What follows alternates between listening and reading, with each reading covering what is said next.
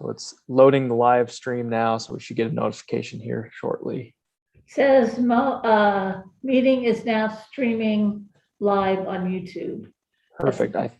Yes, we're ready to go. All right. Thanks for being here, everyone. Okay. I call to order this November 18th, 2021 meeting of the Moab City Planning Commission at 6:02 p.m. In attendance, myself, Kaya Marienfeld, Ruben Villapando Salas, Luke Wojciechowski, and Britton Ballard. Also city staff, Nora Shepard and Corey Shurtleff. First item is citizens to be heard. I know we have some people in the waiting room. Not sure how to indicate if you're here for citizens to be heard or you're here as applicants for later agenda items. But we'll Becky just got on as well, but we'll take these folks and let them state what they're here for. So we'll admit them one at a time. Okay, let's see what they're interested.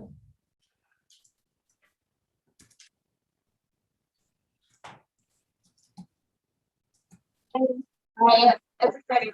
My costume here comes out. I know. Hey, Ben, if you can hear us. Hey, Ben, are you here for citizens to be heard or on one of the items that you were wanting to speak about as an applicant? Yes, I can hear you. Thanks, Corey. Okay. Yes, I'm here just in support of one of the items for 545 King Creek. Okay. That's Perfect. Good. Okay. That's the first item on the agenda. So if you have input and you're not part of the project team, this would be a really good time for you to give your input. Yeah, Right? I am part of the team. I'm actually the owner.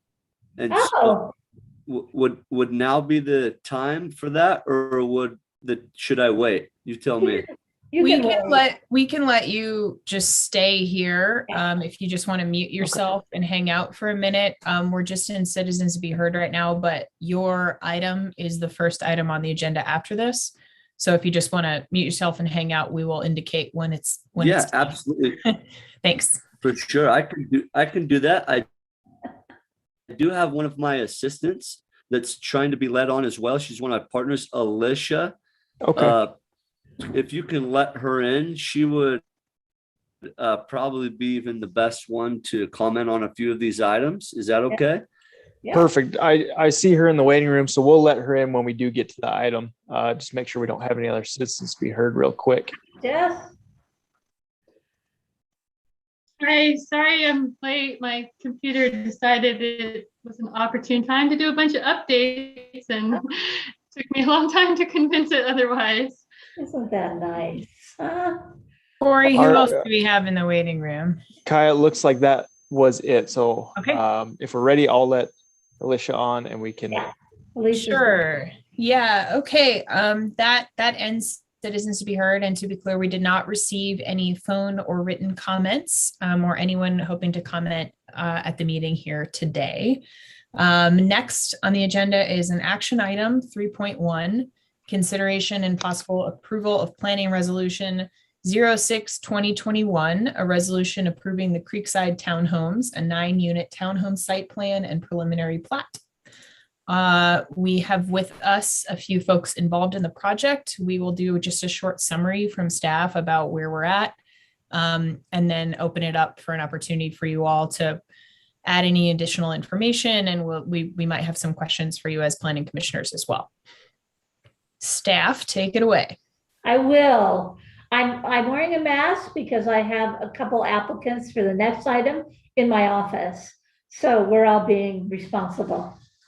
And I know it's more difficult, but hang in there. And when we get to the next item, it's important that you talk quite loudly and succinctly. That would be great. All right, so for this item, you have actually seen this before. This is 545 Cane Creek Boulevard. Do you want me to share the screen so I can show you some stuff?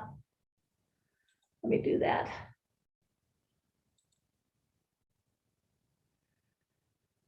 share. Can you guys see that? Yes. I can see Okay. it.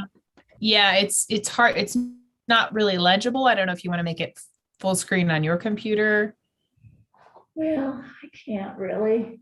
I mean, that's okay. We all have a copy of this in our, Okay, yeah. So this is the layout. It's 9 condominium units, and this project was approved in 2018. It received preliminary plat approval and then final plat approval, but the plat was not recorded. So all of their approvals have expired. And we talked about this a few months ago because they have reapplied. And at that meeting, let me go to another.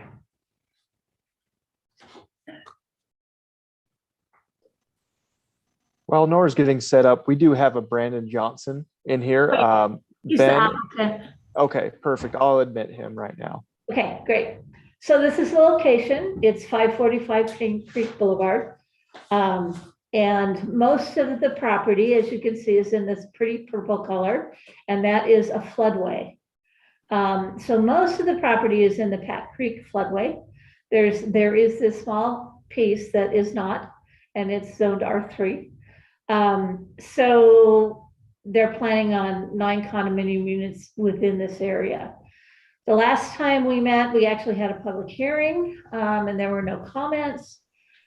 And it was continued because Chuck, our city engineer, had some issues with the potential flood impacts, especially this year, since we saw a couple, 3 kind of high volume storms, sort of unusual, but not really.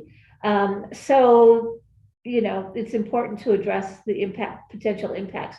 The stream channel is actually very close to where the units are proposed.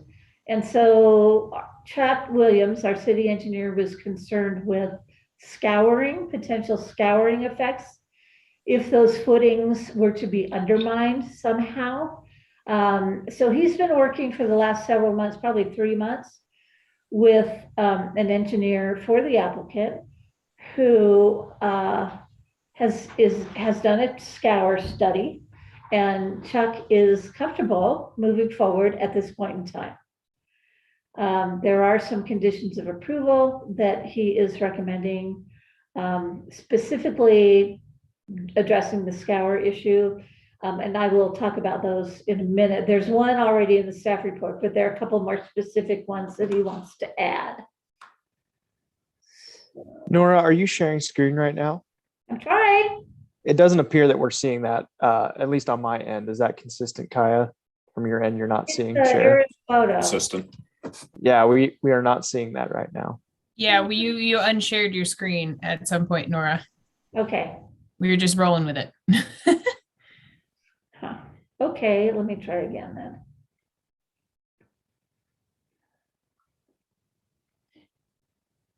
Share screen, come on.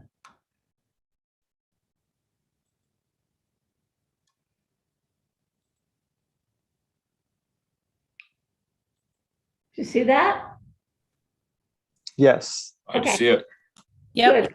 Okay, that's what I just was sharing. Now we'll try to share another one. I have a bunch of tabs open here somewhere.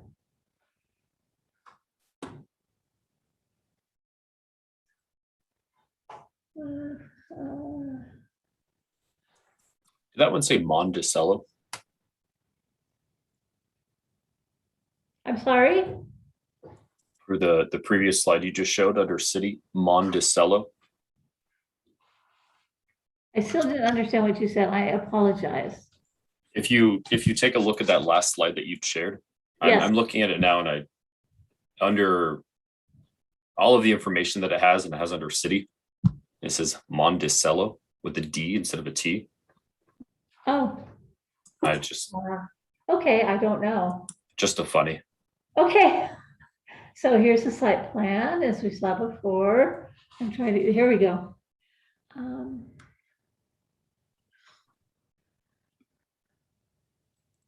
Nora, you keep sharing and unsharing your screen, right? No, I know. I'm trying to get to Okay. the right screen now. Okay, I'm cool. dealing Just with checking. yeah, I'm dealing with 3 computer screens, so it's complicated. So can you see that? Yes. Okay, so that is the layout. This is actually the demarcation for the difference between the floodway and the R3. So you can see they're kind of right on the edge, and the channel is actually pretty close to that in this case. So I'm going to unshare that and then try to share. I can't find it.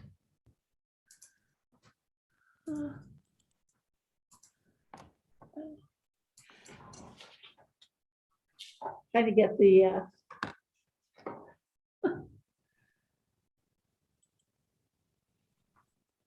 I'm trying to get the rendering.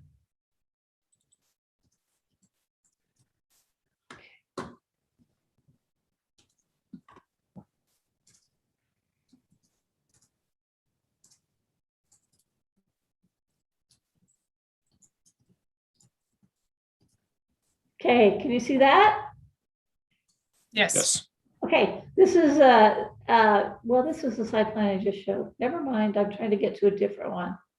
Or are you seeing the elevations? Or the site? Seeing the artistic rendering. Okay, great. That's what I intended. So this is a rendering of the townhouse units. So it's 9 townhomes, and they would not be allowed to have nightly rentals because they're in the R3 zone. Each townhome has a garage. So there's adequate parking for the project. So, stop sharing. So that's sort of a summary. That this project has kind of been around a while, and that Chuck has gotten to a point where he is comfortable with us moving forward. There are a couple of conditions that he recommends, and I'm going to show you a planning resolution that I drafted that you have not seen before. I just drafted this. So now I get to share my screen again. Okay. Can you see that? We cannot. There it goes. Okay, excellent. So this is the planning resolution, resolution number 06-2021. And it goes through all the findings of fact. And the conditions have been expanded to: prior to construction, the applicant will provide adequate information to the city engineer for site improvements. The city engineer must approve the plans prior to a building permit issuance. That was already there in your staff report.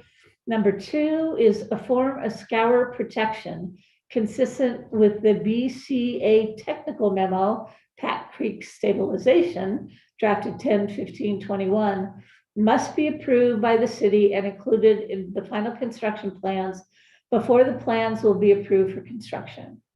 And then number 3, which is also new, a no-rise certification must be prepared by the developer engineers based on final design and approved by the city prior to plans being approved for construction. So they still need to do a little bit of work with the city engineer before we'll actually grant them a building permit. So with that, are there questions or comments?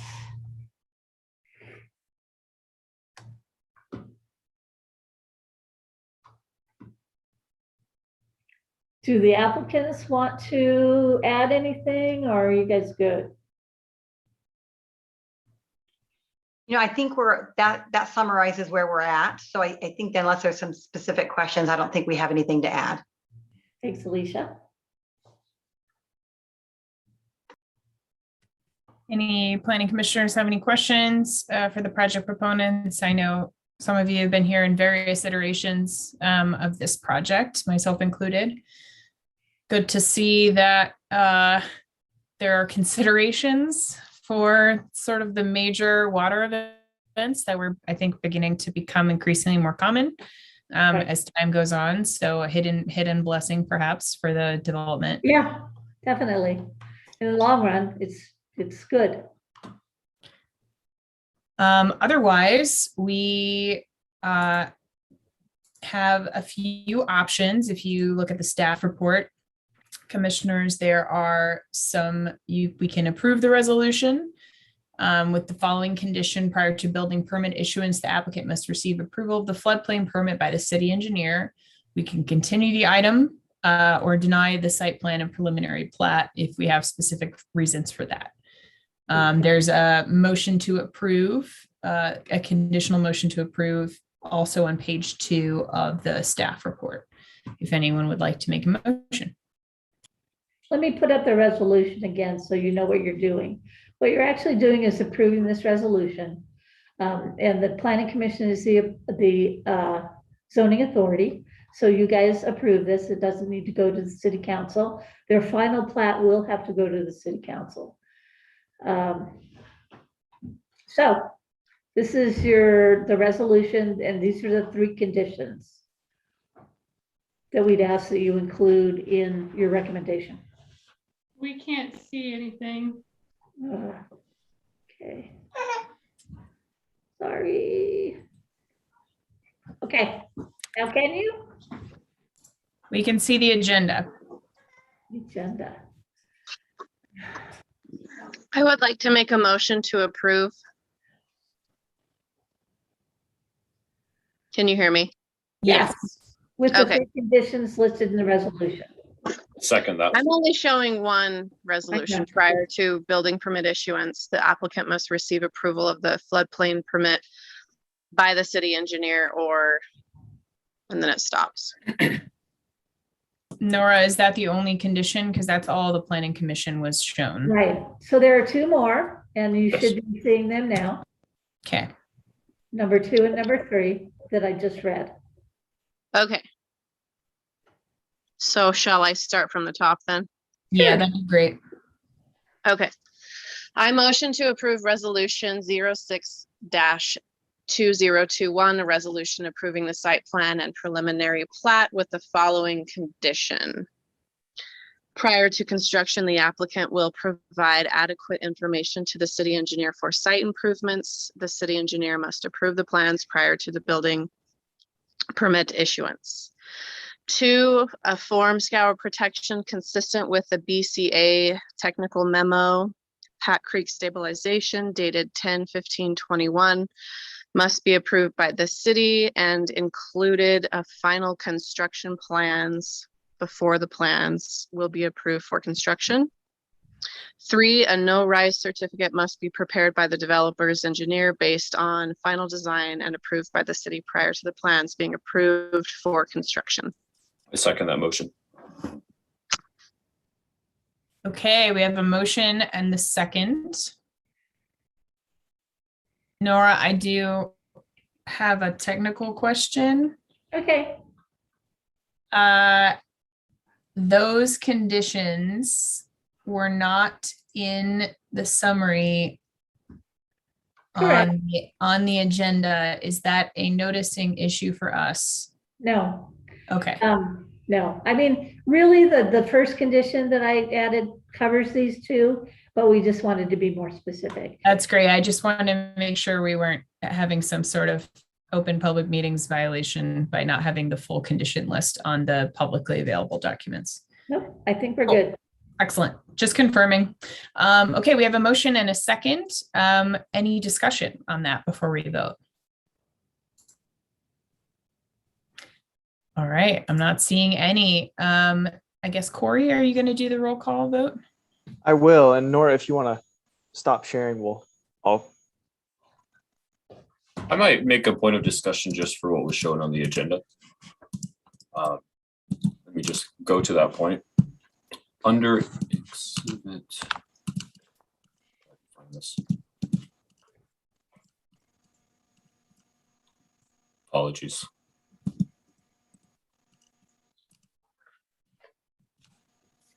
When the city goes through and they fill in the GIS information, which is on Exhibit D location map, Yes, I'm just curious about the way that's organized. This is Creekside, who owns the property they're based out of Monticello. That's correct. well, the applicant are Applicant. Alicia Davis and Brandon, and I'm not sure where they're from. But they Okay. have permission from the property owner to move forward. Okay, but however you guys fill that out, it is the owner, which would be Creekside Townhomes of Moab LLC. Right. Okay. All right. No further. Are we- That's my discussion. All right. Okay, Can I interject here? Yeah. So Creekside of Moab LLC actually did just sell to our client, and we've been representing both in the application process. So that actually did close. We anticipated this part to be done before the closing of the purchase, but that did just change hands 2 weeks Okay. ago. Oh, okay. Thank you. and All right. this approval will track with the property. That's what's the important thing. Okay. Sure. If we're ready for roll call vote, any other discussion? Okay. Ruben. Aye.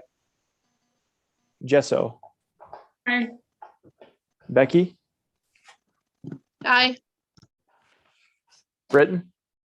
Aye. Luke. Aye. Kaya. Aye. Perfect. It's unanimous 6-0. We'll conclude that item. Thank you, applicants and development team, for joining us. I'll, if you want to log out, or I'll try to log you out, either one. Thank you very much. Thank you. Yeah, Aye, thank you. Thanks to you all.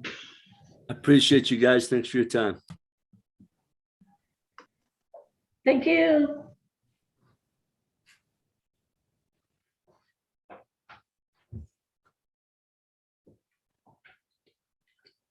Okay.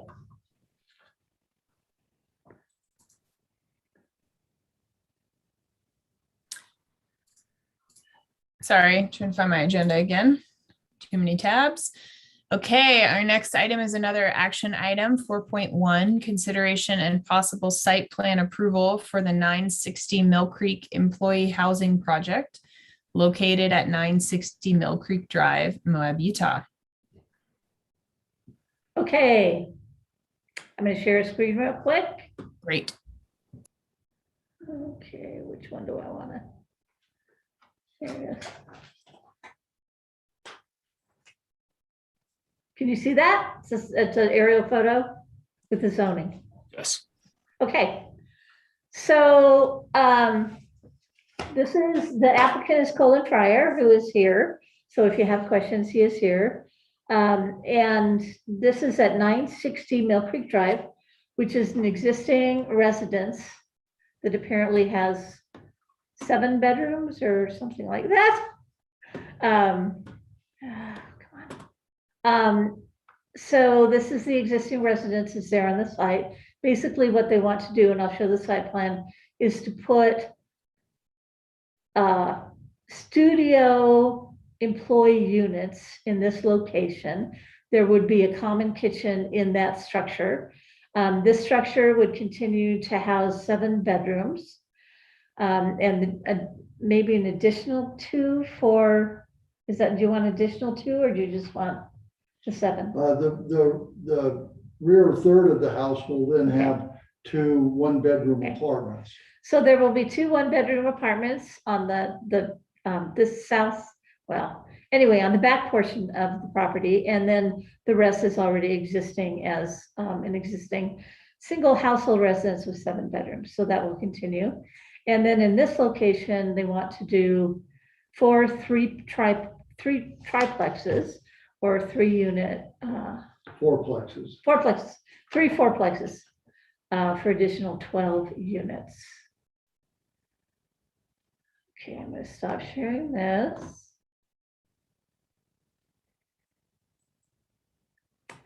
I'm going to share.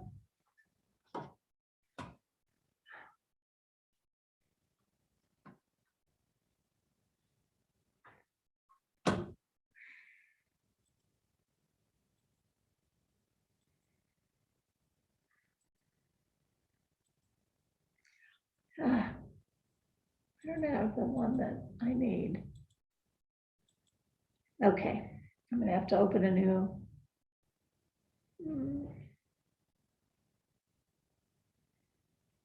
This one. No. I can't find the site plan for some reason. I go back to the agenda. Should be this one. Yeah, I got it.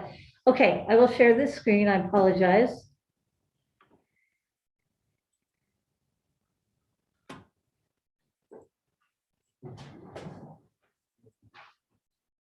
Okay. I'm gonna move. Okay. Can you see that, everybody? Yes. Okay, so let me turn this a little bit so Colin can see it. Thank you.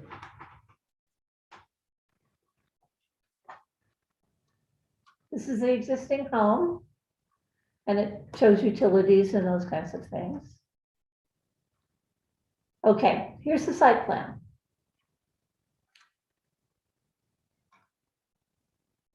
Come on, there we go. All right, so here we have the proposed bunkhouse, which is actually a modular product. So it will have 25, is that right, 25?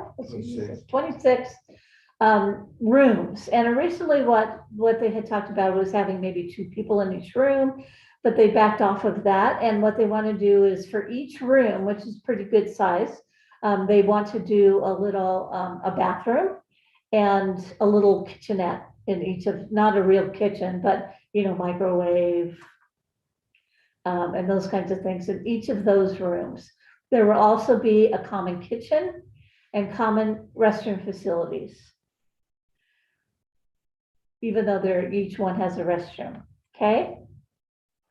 And then this is the existing building, which they'll put 2 apartments in the back, and then they'll rent out the existing 7 rooms that are in that building. And these are the proposed fourplexes, and those will look like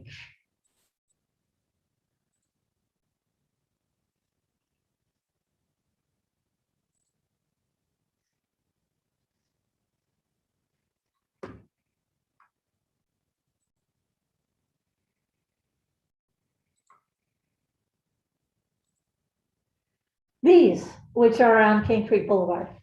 So he's anticipating doing the same types of units as on Cane Creek Boulevard.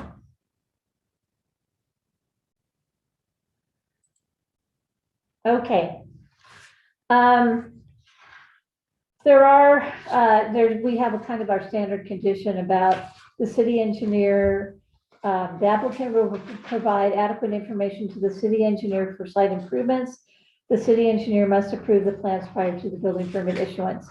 He continues, the city engineer continues to work with the applicant to work through all the, storm drainage and those kinds of things. The city engineer is comfortable with the planning commission approving this. They're far enough along that Chuck feels confident that they can get to where they need to be. And what this is it's true employee housing units. And the intent is that would be for Red Cliff employee housing.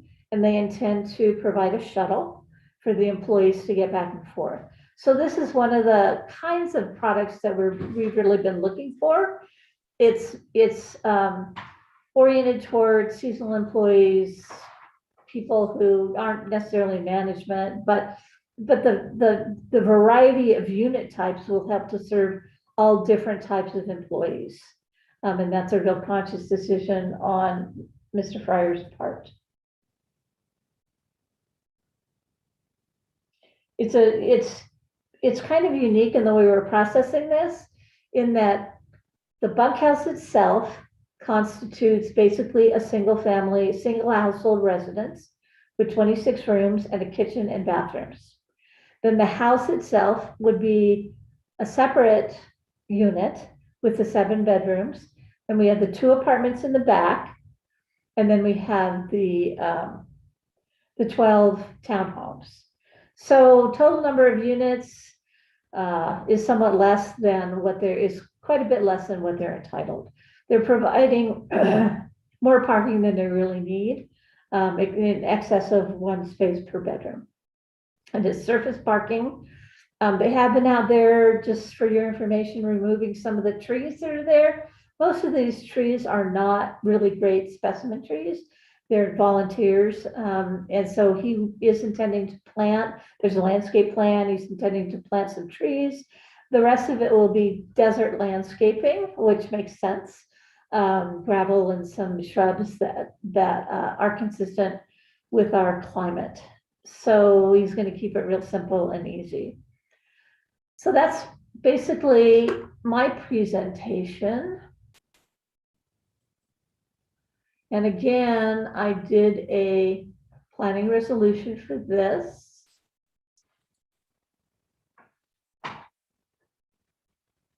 Oh, gosh.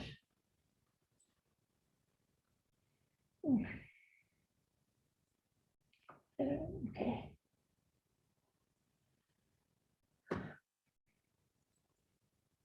I'm going to share my screen. Yeah, okay. Can you see that? Should be a planning resolution. Yeah. Yeah, Okay. you can see that. Do any planning commissioners have questions for staff or applicants or things to discuss? I guess I do. For full disclosure, I live in the neighborhood that kind of abuts this property. And I guess kind of my biggest question right now is the location of the dumpster. It seems to be set kind of in the back of the lot, and that's like right next to my neighbor's backyards, and just kind of thinking about how that might impact their ability to enjoy their backyards if there's a dumpster that's kind of housing trash for potentially 65 people in like midsummer. Okay. You could add that as a condition of approval, that we look at a relocation of that dumpster location in order to minimize impact to the adjacent property owners. And Yeah, then I'm sorry. No, I was just going to say that's a good point. That wasn't immediately clear on the plan to me, but yeah, I see where you're talking about.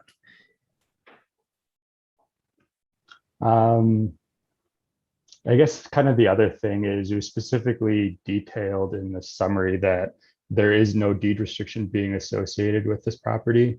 And I guess if it's like specifically being designed and kind of called employee housing, is there any like particular reason why a deed restriction isn't going to be put in or anything like that? They're not proposing that, and we are not necessarily pushing that because of the sort of unique design. These clearly cannot be used for overnight accommodations because they're in the R3 zone. So they really, by their very configuration, 7 bedrooms in one dwelling, 26 bedrooms in a dormitory style sort of, and then the triplexes. The intent is really for Red Cliff employees, and the design of it would lend itself to employee housing. I understand that for the bunkhouse and for the main structure, of course, but there are still 3 new proposed fourplexes on the property, and I don't see those as being restricted to employee housing necessarily. If there's a significant economic downturn, if Red Cliffs, decides to downsize or have less staff, those could be sold just like everything else in town, I think, as second homes. And I guess I'm wondering with the applicant, would you be willing to put local, the same that we're considering for other things, the same that Grand County has on a few of their ordinances, local occupancy, deed restriction. I know any property owner can do that voluntarily restrict their property at any time. And I think that might go a long way to sort of walking the long-term walk about this being employee housing, whether it's your employees or other Grand County workers and employees into the future. Okay, I understand that. And I don't know. Let me let you talk to Colin. Okay, perfect. Colin is now in the beach background. Let me get out of my chair so that you can actually talk to him. Is that working? Are you Sure. Still too. Okay. Yeah, we see him. I'm, Or we Are did. you okay? I know, no, it's my computer. There we go. Okay. Colin, do you understand what they're asking? Yeah, I do. I'd just like to comment on the great background I have, the palm tree and the ocean. You're a lucky guy. Yeah, I know you didn't know you'd get a tropical vacation for attending the Yeah. planning commission I meeting. did, and I might enjoy these kind of meetings more if I knew that. Was gonna be- Anyway, I think the gist of your question was, how do you be sure that these don't become overnight rentals? And of course, the first answer is that they're not zoned for overnight rentals, so that's not going to ever be possible. The second thing I think you're asking is, how do you make sure that they're not rented to somebody other than an employee? And I'm not sure that that's, that's a fair request. They're going to be low income just by the very nature of what they are.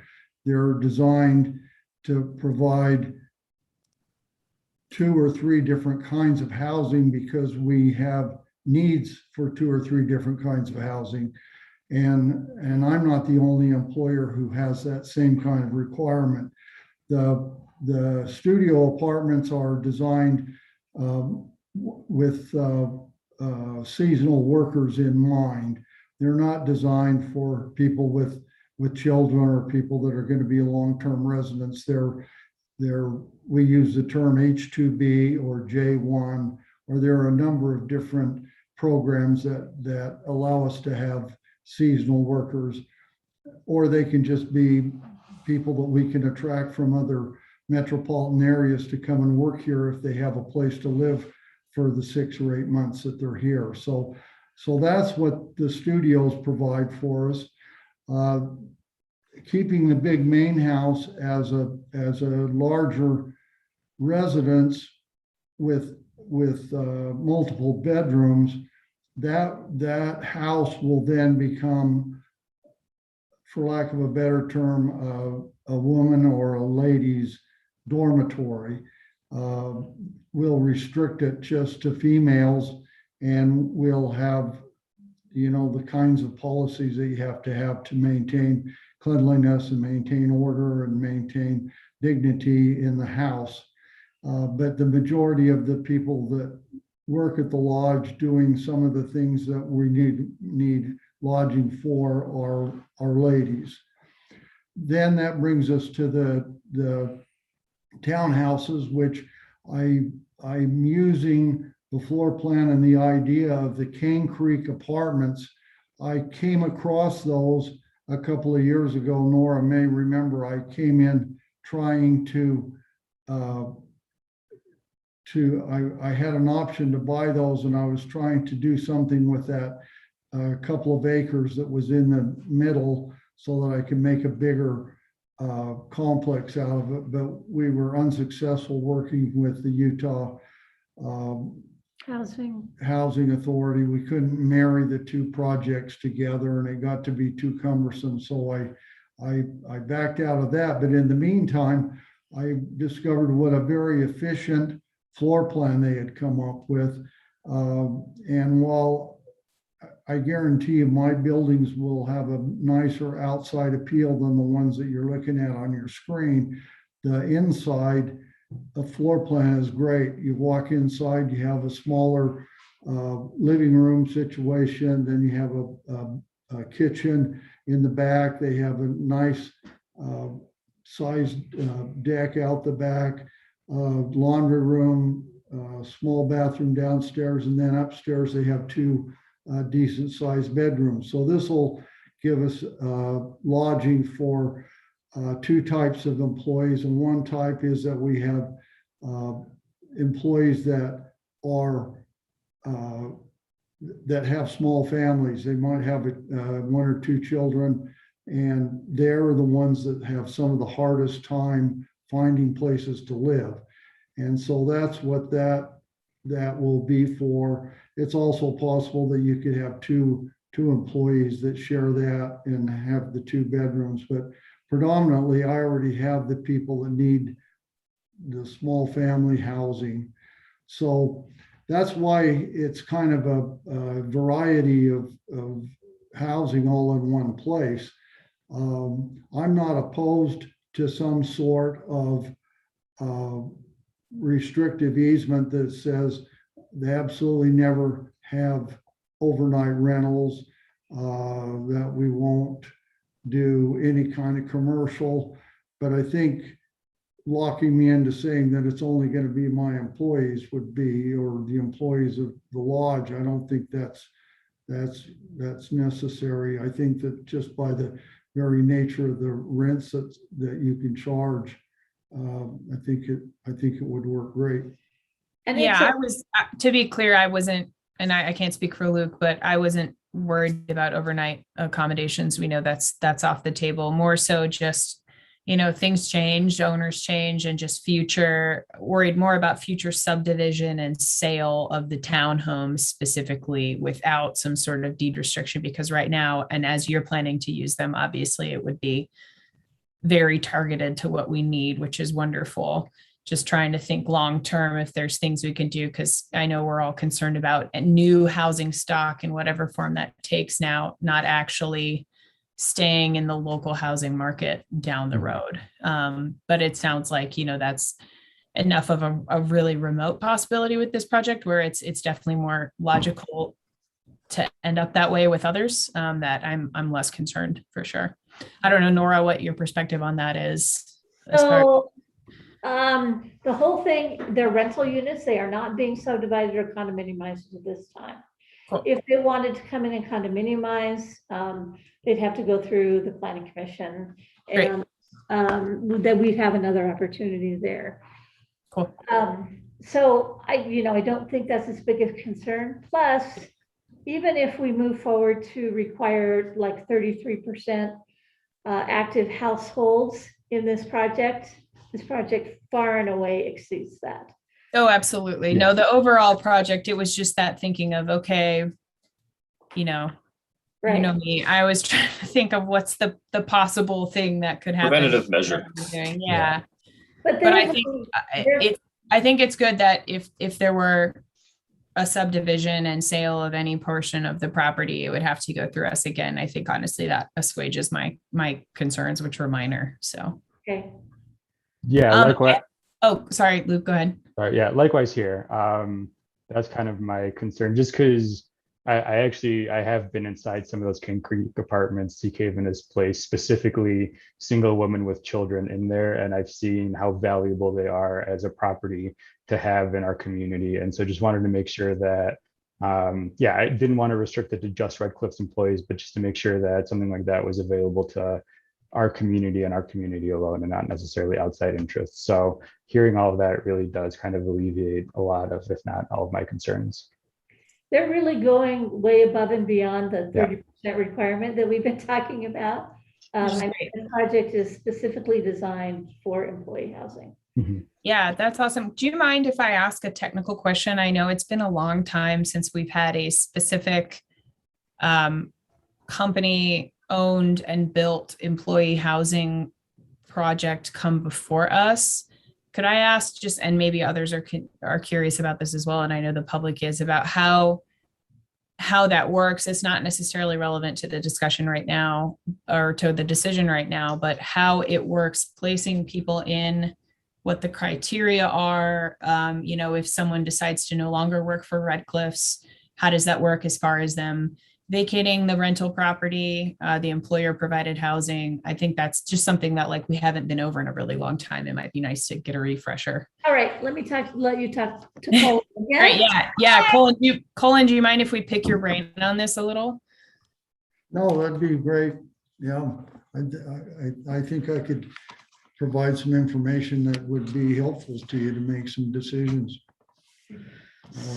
So I think what they're looking for is just some information. I'm sorry, I'm trying to get this so it actually works. Yeah, it's more just curiosity about how this works, because it's been a while since we've had such a major employer provided housing project come across our desks. I know, and just, I know we've had concerns in the past about, how it works if someone, no longer works for Red Cliffs or whoever the employer is, as far as timing. And I think that obviously varies from employer to employer, but I think it would just be, we're just curious, honestly, about how what your plans are so far. Well, the headlines in the paper almost weekly is about the shortage of employee housing and why don't we have it and how do we get it? And it's a complex problem. The first problem being that, land costs are very expensive and zoning is so prohibitive. There's not very many places that you can build employee housing. This piece of property that I'm building employee housing on right now, I paid $1 million an acre. If you told that to somebody in a bigger metropolitan area that you were paying that kind of money to build employee housing, they'd call you a liar. That's not what normally happens. So for employers to build employee housing, they have to really want to do it because it's expensive. The second thing, and Nora and I have talked about it a little bit as we got started in the project, so some of my colleagues will tell you, maybe not to your face, but what goes on behind closed doors is that sometimes it's the red tape and the getting through the process becomes adversarial instead of a partnership. And one of the things that I would like to have you guys consider is a way that if somebody's bringing employee housing to you and you can tell that it's a bona fide employee housing, that you might set up some sort of a way to fast track it or to work around some of the more stringent restrictions. One of them that I'm going to bring up just as an example is that in doing this project, we're required to have enough storm drainage for a 100-year event. When my engineer in Richfield heard that, he said that he'd never heard of that before. Most communities ask for a 10-year event. And so the storm drainage for this employee housing is going to cost 4 or 5 times as much as it would if I build it in Richfield. And so that's just one example of making it so hard or so expensive to build it that some people, some employers won't do it or are not able to do it. I'm fortunately able to do it, and I've been trying to find property. I've made 3 or 4 or 5 misfires in the last 2 or 3 years because I couldn't get the right mix. And to pay the kind of money that you have to pay now to build employee housing, anybody that's willing to do that, I would encourage you to try to get some kind of a little red carpet to help them get through the process rather than create the blockades that make it harder. I have another project that I'm getting ready to bring to the city. Nora doesn't know about it and she'll be gone, but there's a need and it has to be filled. I currently already have 60 employee units, but they're in various kinds. I've got 3 trailer parks, I've got 6 houses, and that's what happens in Moab is that most employers that are providing the housing are doing it in a variety of ways, however they can. And so we don't have the time tonight to go into all the ways of making it more affordable, but I had brought up to the county years ago that if people were willing to build employee housing, then maybe there could be a forgiveness of the property tax, or there could be some kind of encouragement to build it that wants them, that they need to do it. So I'm not sure if that's answering all your questions, but that's No, my question was just, how does it work with employees of Red Cliffs who will occupy these units after they're built, as far as if they decide to not work for Red Cliffs anymore? How does that work with vacating the property? Do you allow folks typically to stick around? I think it's just a good opportunity to have a little bit of education for the public watching the meeting, and then for planning commissioners as well, just about that particular issue. Okay, I got it. Yeah. So as an employer, if you have housing, first of all, that gives you a benefit that you can offer to your crew member, whether you're offering higher wages, whether you're offering insurance.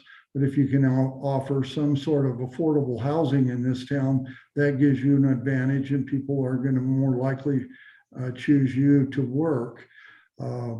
That's one of the things. And mechanically, the way we do it, I think the question you're asking is, how do we collect the rent and how does that work? The way we do it is number one, we subsidize the rent. We charge our employees kind of on what their ability is to pay and what the job is that they're doing. But they pay between $200 and $400 a month for their housing, and we take it out as a payroll deduction, half of it every 2 weeks, so that their housing is very reasonable. It serves two purposes. Employers like to have crew members that stay around for a while, and if the crew member has decent housing, that's one thing that will keep them staying around. But people do come and go. This housing that I'm proposing to build and the other 60 units that I have, they're for my employees only, so that if you decide to leave, we have a good reputation as being ethical people. We don't just kick them out the next day after they say they're going to go, but they'll have to find other housing in a responsible time period. That hasn't been a big problem. Usually people are turning over for various reasons. They come and they go, and we don't really have to ever terminate anybody. People like working for us. We don't have a big deal where we're firing people unless there's some real egregious behavior. So anyway, it's payroll deduction. It's subsidized, and it's in the part of the free capitalism system, is that if you can offer crew members a good place to work, a fair pay, some health insurance, and then if you can provide some housing, it gives you the opportunity to recruit people in a very tight labor market. Great, I think that's good. Yeah, I'm not concerned personally, but I know in the past when we've talked about employee housing or employer provided housing or incentivizing it, both with the workforce assured housing ordinance that we passed, or city council passed a few years ago, the option to provide on-site employee housing or otherwise employee housing. I know that was something that came up a lot, was just the sort of the potential for, undue influence over potential employees with being tied to housing. But there's really, just like any sort of rental situation, there's laws in effect, I think, to prevent those sort of exploitative processes. And it's certainly not what we're saying you're going to do, Colin, but just good for the public to know, kind of a refresher of how that works logistically. So great. Anyone have questions for the applicant or staff or discussion, anything like that? I have a question. Is the project already underway? They have started some sort of clearing and grubbing. Most of the trees that were on there were sort of volunteered trash trees, as we call them, and they're going to replace them with real trees. So yes, they are out there doing some work. I'm just curious more about the water drainage system. I definitely sympathize with that. I know some people who are abandoning their properties basically on the need for the 100-year drain thing. I'm just wondering if there is something we can do before this project goes, and to help, not make it so difficult. Yeah, and I think Chuck is working with Colin to achieve that. And that's why the condition reads as it does, which is fairly open. I think Chuck is willing to be reasonable. Is he the one who came up with that? Or like, where did that come from? It's actually Our code. Yeah. It's in the code and it's standard requirements. But it's relatively recent. Yeah, well, at least 2 years since I've been here, 2.5 years. We do have storm drain requirements. And FEMA, for that. they're FEMA regulations, aren't they, Nora, that we're talking about? Yeah, although this parcel is not really in the floodplain. Right. But it's adjacent. It's not too far away, but it's not really in the floodplain. This is just how much can you, what we want to make sure is if there's a really good rainstorm and it reaches the 100-year flood, which we saw at least once this year. Yeah, that was a 100-year flood in July. Right. So everyone knows. There's at least close to adequate storm drainage so that it doesn't flood other people out, flood them out. And so we try to be as reasonable as possible with each project, but storm drainage is a big deal. And we make sure that that it's taken care of. I would agree for sure. It's like important, but I definitely want to be on team realistic in that most of the buildings in Moab are, a lot older than this code. Like where I live, the storm drainage here it's kind of a joke, but the 100-year flood came and everything was fine. The little water came up on our backyard, went away. We're in the desert. And who knows? I mean, it depends on your location and which creek is flooding and from where. And so there are a lot of variables with that. But I hear you that it might be something that we want to actually consider relaxing. At this point in time, I think Chuck and Colin are on the right track. So I think with that condition of approval, we'll get where we need to be. Yeah, that's great. No, I understand the seemingly onerous requirements, but I do think for this property, being familiar with the area, being familiar with the drainage, the city easement that goes behind it, that for the pedestrian path, the Hasu neighborhood, and the fact that it's close to the junction of Pat Creek and Mill Creek, in an area where we're about to lose a major flood field to more housing development.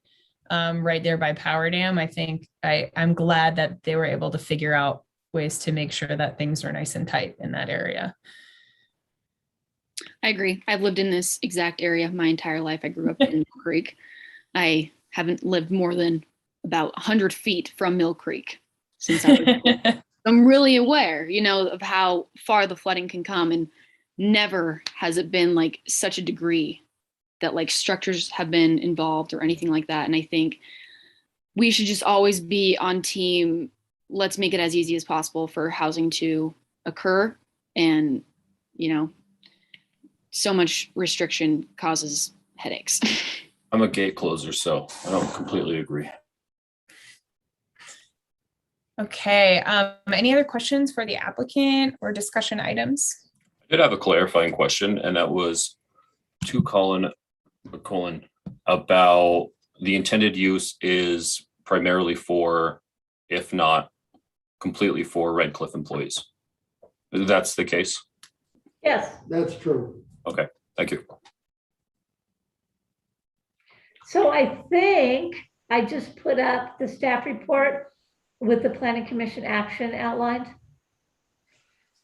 And a potential action. Did I just do that or no? That's You what's did. showing. Okay. Yes, yes. To make a quick point too, the planning resolution that was stated as 07-2021 would actually be 08-2021, our hospital expansion. So that's just a clarifying, just to get it on the record that it's 08.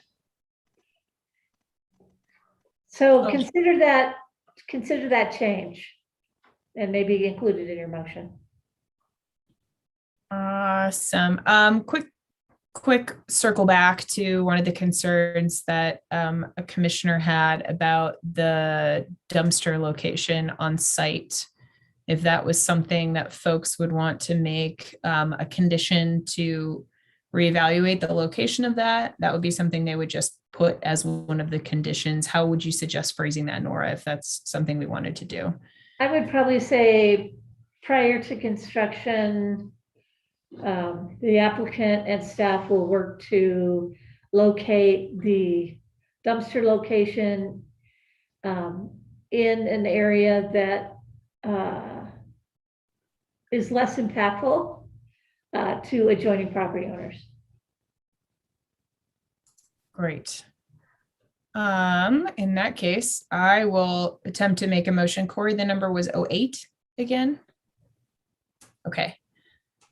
All right. I move that the Planning Commission approve the 960 Mill Creek employee housing as proposed as resolution 08-2021 with the following conditions.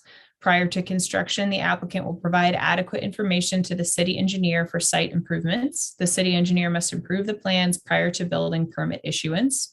And condition number 2, the city engineer and applicant will work to reconsider the location of the on-site dumpster for the proposed site plan so as not to so much impact adjacent housing and property owners. Could you say city staff? City staff, excuse me. City. I don't think Chuck cares. Yeah, so city staff and Right. applicant will work together to reconsider and potentially relocate the location of the on-site dumpster so as not to impact adjacent property owners and housing. Okay. Thanks for bearing with me, everyone. Okay, so I have a motion and a second from Jesso. Any discussion? Keep in mind, my condition is just the condition that I put on with my motion. If someone doesn't approve of that condition, but they like the overall motion, we can deny this motion that I've made and put another one back on the table. And Nora, if you want to stop sharing screen, we'll do that roll call when we're ready. Perfect.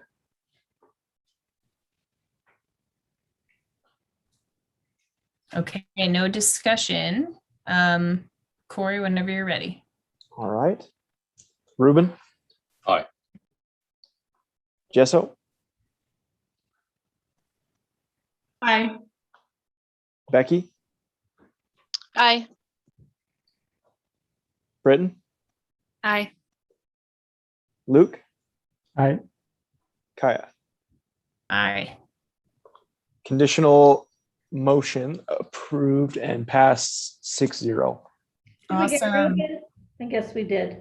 Thank you, everybody. Thank you, Colin and Nora, for making it work there in the office and for answering our questions and for getting this project going. It's really exciting. It'll be awesome to have some great new employee housing here in town. We appreciate you taking the time and jumping through all the hoops to make this happen. It's meaningful. Yeah, it's a good project. Good, thank you. So you guys can just, let me mute. All right. While they shuffle in the office, our next agenda item is a continued work session on residential zone development requirements, 5.1.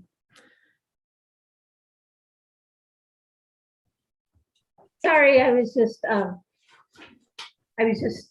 saying goodbye to these guys. So, quite frankly, we have been so overwhelmed in the last 2 weeks that I have not really had a chance to even look at this.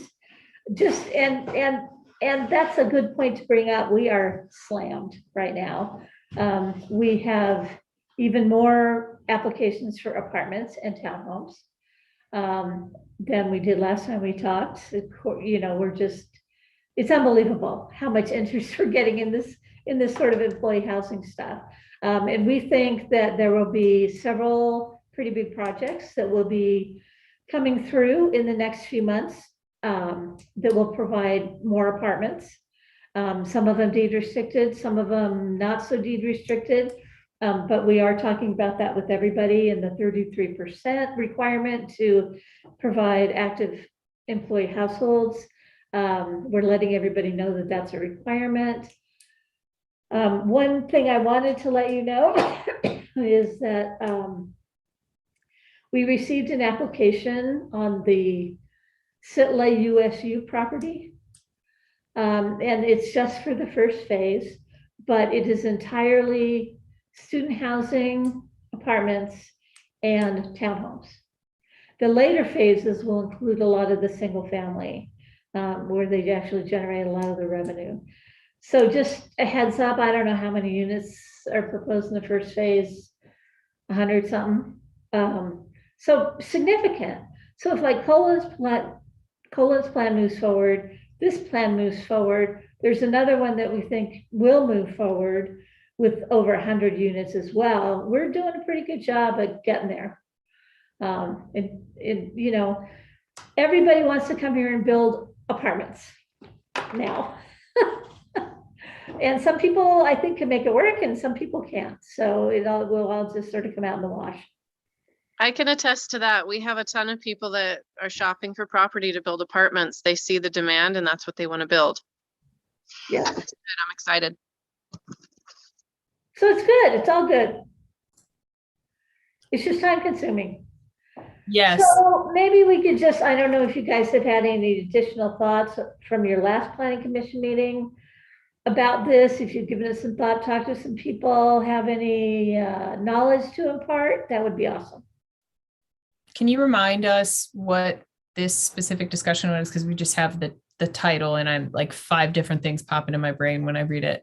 So this is a discussion of how we deal with our residential regulations for multifamily housing to make sure that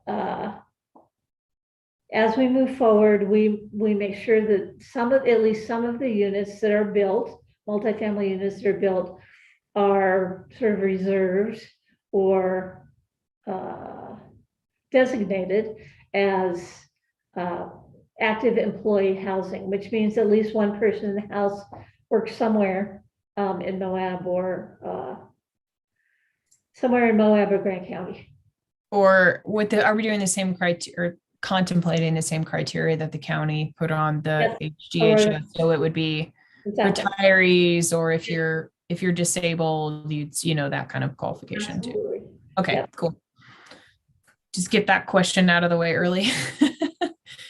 I mean, I know we've discussed a percentage basis after a certain number of units on a property where you can have multi-family units. That seems to be reasonable to me. I feel like the market is so just awash right now that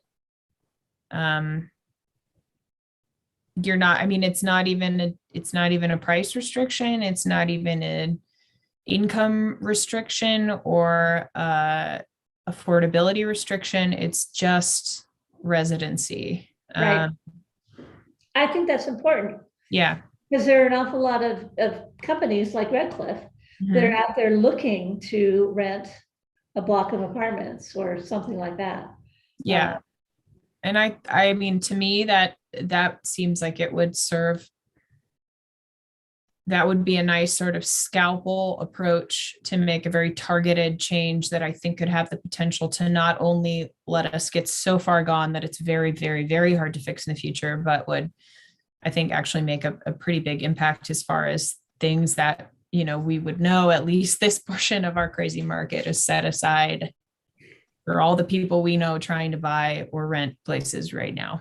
To make one kind of additional compliment to what you're saying, Kaya, about how to define that, is we've gotten a number of calls, both from citizens and from developers, with the rumors of what's going on and misinformation about what the definitions are, especially with the county pursuing the HDHO requirements that are different than what we're talking about here. Is that essentially, if you can think about it like a three-legged regulation, we're only approaching one. So there is an ownership requirement, an affordability requirement, and an occupancy requirement. We are only addressing the occupancy.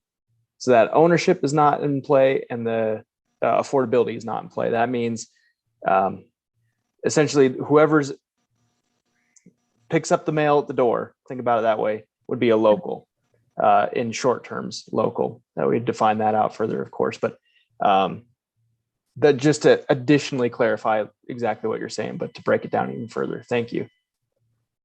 Yeah, no, absolutely. And I think that's a good change and a good distinction for the needs within city limits from what the county decided to pursue. I think this does target that missing middle stuff. It targets people who maybe want to have an investment property, but don't want it to just be an empty home most of the time. I think that's great. So. Are you receiving any sort of, obviously there's of course going to be a component of people who don't want any sort of restrictions placed on, their potential ability to do what they could do right now with the property.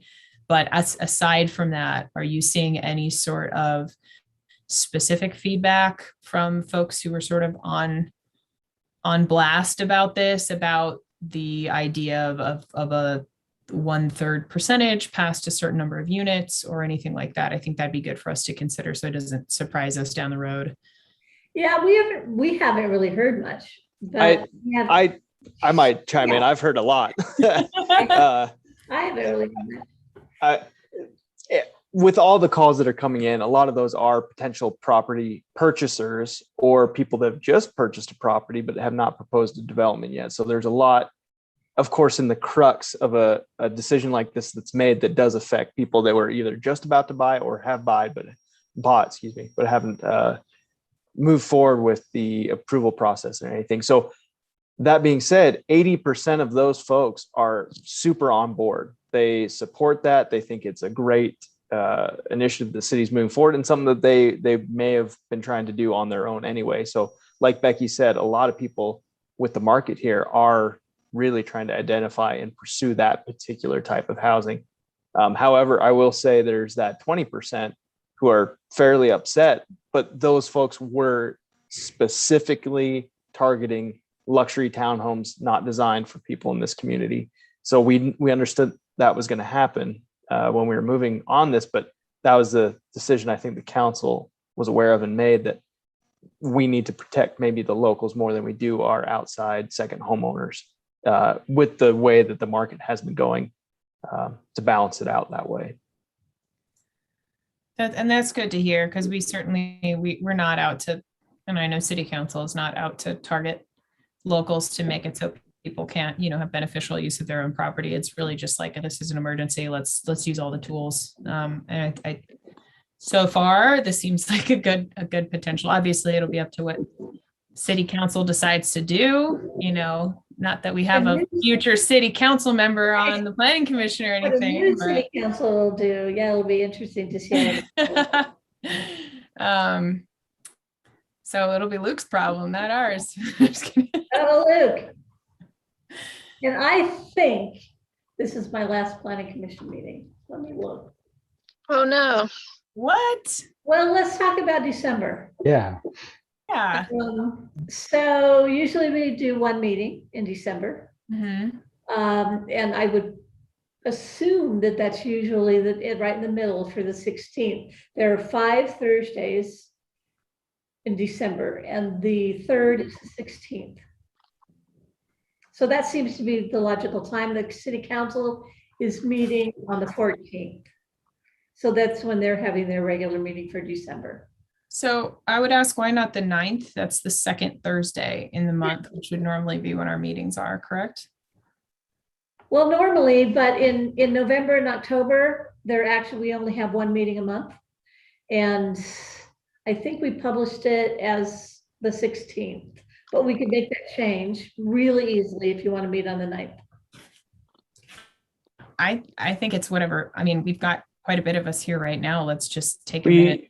We might be also coordinating with the county for a joint meeting, which I thought was on the 9th. I could be wrong, but we missed our joint meeting on November. Correct. Oh, whatever it was. The 15th. Or Well, for this meeting, we were going to join their meeting, and they could not make it to our meeting tonight.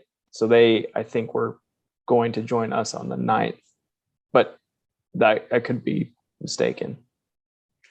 Yeah, we just need to flesh that out a little bit more. I think, in my personal opinion, that it would be better until we have the new planning commissioner seated and the new city council seated before we do that meeting.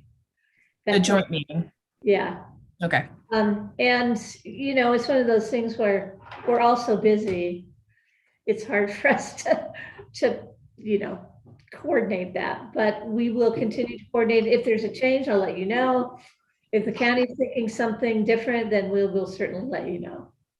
But we can try to propose it on does the 9th work for people?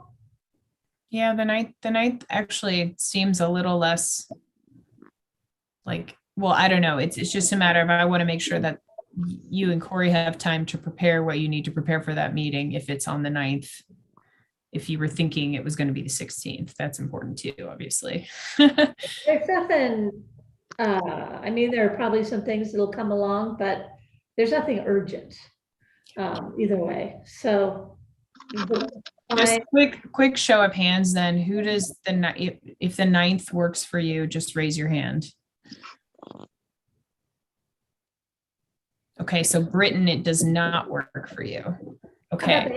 How about the 16th? How about the 16th? Raise your hand if that works for you. Okay. I don't know. Okay. Oh God. I don't know. Any of these dates could not work potentially. If you do it earlier, the chance of Becky going to labor is lower. So oh my goodness. Now I'm just thinking about the baby. Okay, so it seems like tentatively, the 16th works the best for all of us as of right now. Sure, that sounds good to me. Okay.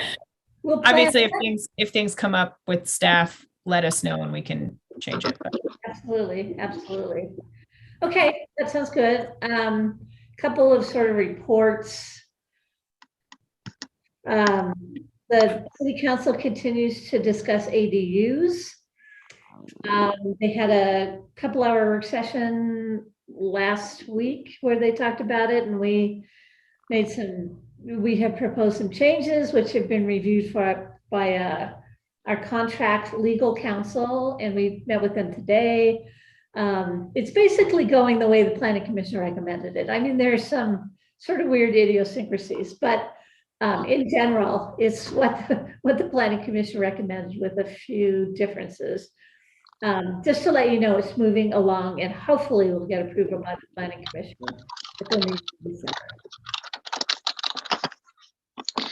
Can I make some comments? Oh, go ahead.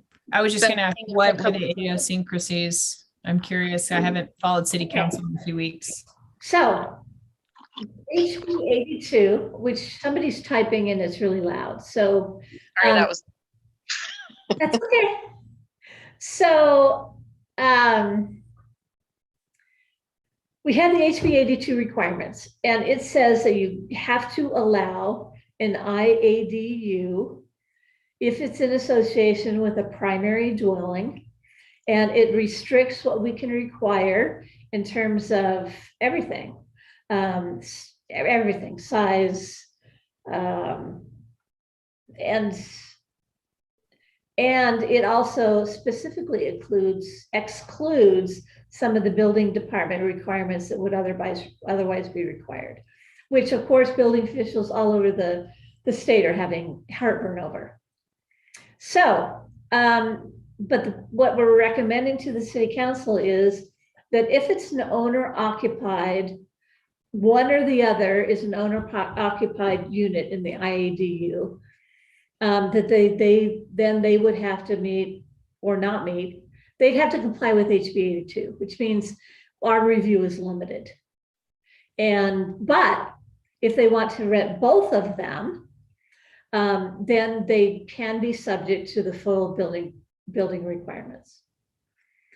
So it's a little bit of a distinction. And it makes sense because obviously if somebody's there that lives there all the time and they're dealing with a downstairs tenant or an upstairs tenant, they're sort of there to help monitor situations. But if it's two rentals, we want to make sure that public health, safety, and welfare is well taken care of. And we don't have an issue with all the breakers and the thermostats being in one unit and not the other. And because it's not our owner occupied, it's two tenants fighting with each other. We just want to avoid that. And we want to get these up to code. So that's the major distinction. But other than that, I think the city council is pretty much moving forward with your recommendation. That's good to know. Sorry to interrupt you, Becky. What were you starting to say? Oh, I just wanted to make some comments on the restrictions for residential units. I think it's really important what Corey said, where you guys are only looking at one of the three legs or whatever, however you said that, because we've got other various codes in the city or the county that are requiring all three of those legs, and we see no success with those projects. So I think that's something really important for the city council to keep in mind. You know, let's start with one and go from there. If we decide down the road we need more, we can always add more. But if we add too much, nothing happens. And second, oh shoot, I lost my train of thought. Oh shoot. Completely lost my train of thought. Sorry. Email tomorrow. Take a time. But I just really want to express that I think that's a really big deal to not be too restrictive with that. Yeah, and I think that's I all. remembered. Okay, she remembered. I remembered. I think a lot of this pressure is coming into our residential zone from our restrictions on commercial. These for higher end townhomes specifically. I think if we could move back and finish our zoning with the commercial, where we want to add restrictions, to require commercial space on the ground level for other businesses, and then maybe allow those luxury units for second homeowners or overnight rentals or whatever on the second story. I think that would take some pressure off of our residential zones to be inundated with this type of product. And the other thing that's good about that is we're going to get more commercial space for various types of businesses to rent. So think of it that way. And then there's more funding to go into the Wahoo Fund for housing, which we could use to fund projects. It's impact fees. The impact fees we don't have coming in right now. Yeah, well, we do actually. So the impact fees we continue to charge. It's the Wahoo fee, the fee in lieu of the FILC, that we don't have any new overnight accommodations. We have one coming online, actually, that's been around for the last 2 years, and they will have to pay, and it's a pretty big project. They will have to either pay a fee in lieu or build employee housing somewhere. Well, I think I meant the limit on commercial development that's happening, or, we're not seeing as many impact fees because of that. Is that what you're referring to, Kaya? Yeah, just all sorts. We definitely had a big boom, and then a lot of things got built out, and people realized like, oh, maybe we don't need to build all of these things everywhere, or just one of these things everywhere, which I think was happening a lot. But I also want to make sure that in the course of that, that's something that's easier. That would be a cross zone change that we again circle back to Becky and my crusade for parking changes. Yeah, I agree. And Juneau's will have a new council. So. Yes. Yeah, no, I think the one leg approach in somewhere, and then the other leg approach somewhere else is a really good way to go about it. And if we do circle back to something that has multiple of those restrictions, like the pad, we need to make sure that it pencils out that, especially because it's voluntary, that people actually decide to do it. Yeah. Those are still out there. It's not like you have anything going on right now, Nora or Corey, Right. or Corey has Nora's like, great ideas. I'm out of here. Well, that's sort of true, but for Corey's sake. I need a power cord. Hold on, sorry. Okay. I'm about to die out. We've really got our stuff together, everyone, don't we? Nora's got senioritis, and we've got. I do. I have short timer syndrome really bad. I get it. I have and this is relevant as well. I guess just news for everyone else. I will be seeking reappointment to the Planning Commission by whoever the new mayor is, or I know by the new mayor. We know who the new mayor is going to be now. Come next year, but my term does technically end at the end of this year.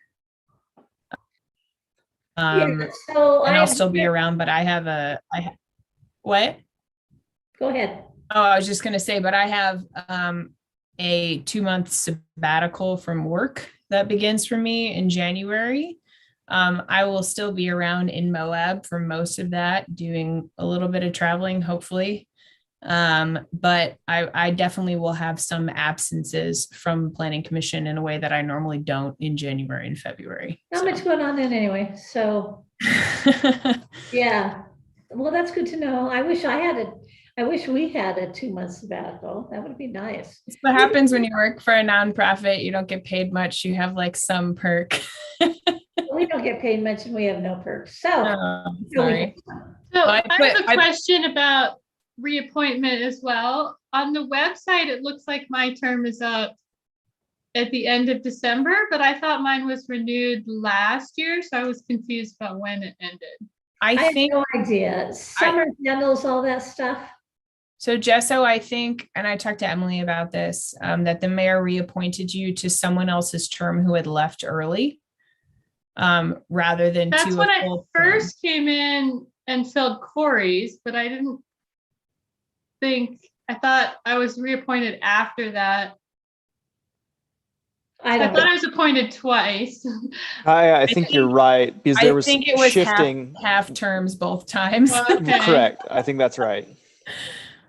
So we will work with Summer on that. Just for your information, we're having a meeting with Joette and Emily in the next few days. I think it's early next week, to talk about Planning Commission and appointees and try to get that ball rolling.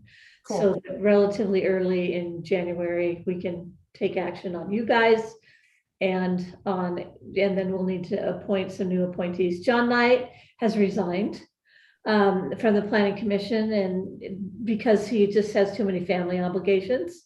He's got 5 kids, I don't know, he has time to do anything. But so we'll need to fill his position as well. It's loose.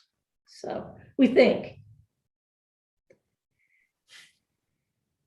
They might, who knows, they might find some more ballots somewhere. And I don't Don't know. get started on that. I have 14 days to certify. Right, let's not go there. Anyway, so that's all I have. Corey, what do you have? There was a future agenda item that we had talked about today, and I, for the life of me, can't remember what we were going to talk about. Stained glass. It might have been. So Nora, I can't remember as Should I have was walking been. out the door what that was. I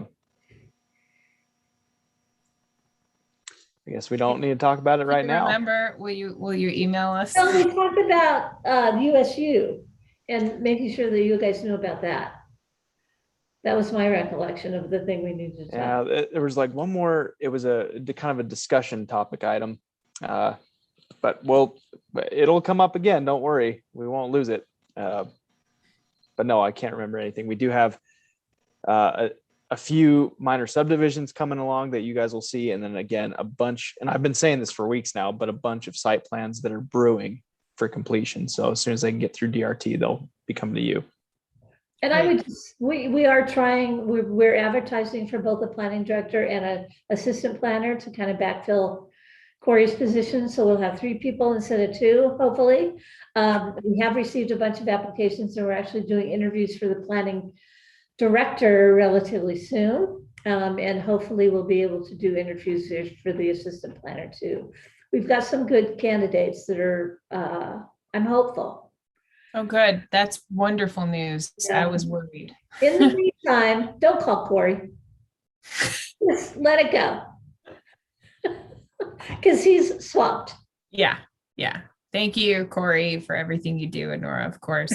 Any other questions from commissioners or staff before we adjourn? Thanks, everyone. This felt like a really productive meeting. I'm super excited about the new project for the Red Cliff employees. That's great. Yeah, me too. I think it's awesome. Okay. So as of now, December 16th will be our next meeting unless you hear otherwise. So everyone make sure you have that on your calendars unless you go into labor and then you're excused. Unless we need quorum. Yeah. Does that count as 2 commissioners? in You don't attendance? want me to be on that meeting. It could count as 2 commissioners though. What's the requirement? I think that's commission member by extension. Yes. I didn't even know you were pregnant, Becky. I've only seen you from the chin up. Right, for I know, I so many didn't know months. either. Yeah, you must be pretty far along. Yeah, she's due December 20th. Another girl. Yeah, got 'em all cheering. Excellent. Or softball team, we'll see. You're gonna have fun in their teenage years, let me tell you. Oh, Well, yeah. It'll be a lot of fun. All right. Well, thanks everyone for being here and have a super good holiday next week. And we'll see you in December. Okay, bye. Bye. I Take care. adjourn this meeting at 7:35 p.m.